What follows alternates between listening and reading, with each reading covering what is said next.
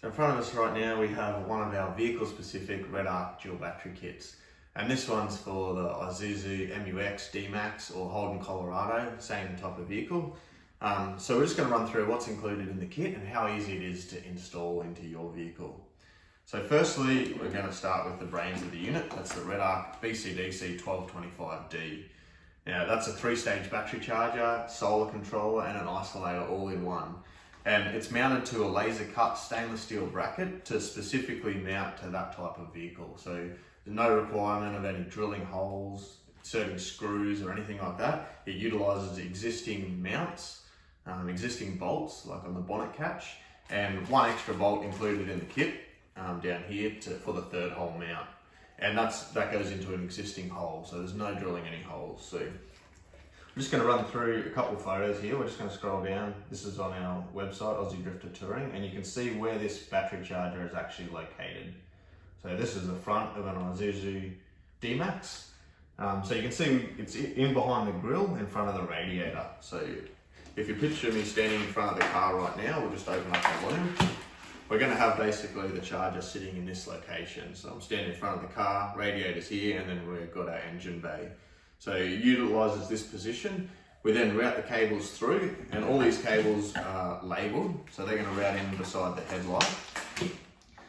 So firstly, as we come down the loom, we're going to go to our main battery, and this is all labelled. So we've got MIDI fuse holders in there, so 40 amp high current fuses, recommended by Redarc to use a MIDI fuse because they lock down, they're securely bolted into place, better than a push-in fuse holder. And this is labelled main battery, and that's our main battery earth. So that will be our first connection in the engine bay. In the Isuzu Dmax, the batteries are located side by side on the left-hand side of the vehicle. So we've got a main battery here, right behind that will be our auxiliary battery. So further down the harness, we then have our auxiliary battery. Same sort of cabling as the main battery, but it's labelled auxiliary battery. And we've got a positive and negative, so that would connect to our auxiliary battery at the back of the firewall. Right beside that, we've got our Anderson plug for solar input. So that can be mounted in there or left loose inside next to the auxiliary battery. And basically you can plug any solar panel blanket into there, and the Redarc becomes the solar controller for the solar system. Also, as part of this vehicle, most of the Isuzu MUXs and Dmaxs, Colorados, they have what's called a variable voltage alternator. You might have heard about a smart alternator. So part of this kit means that the Redarc charger needs to get an ignition source from the vehicle to tell it to start charging. So it's quite simple. There's an engine bay fuse box right next to the main start battery, and all this is included in the instructions. It's just a matter of taking a fuse out of that fuse box and replacing it with this fuse holder.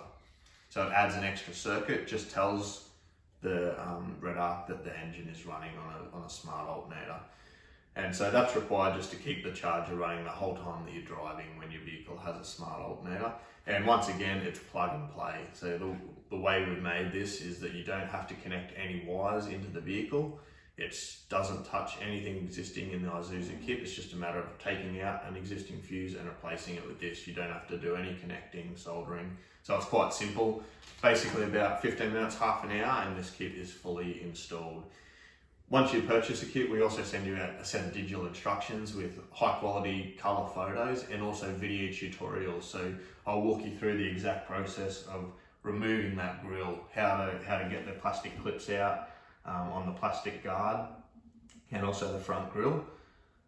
So there's a run through of basically it installed into one of these vehicles. So if you check out our website, Aussie Drifter Touring, you can see more details on the kit and find out how easy it is to install it into your vehicle.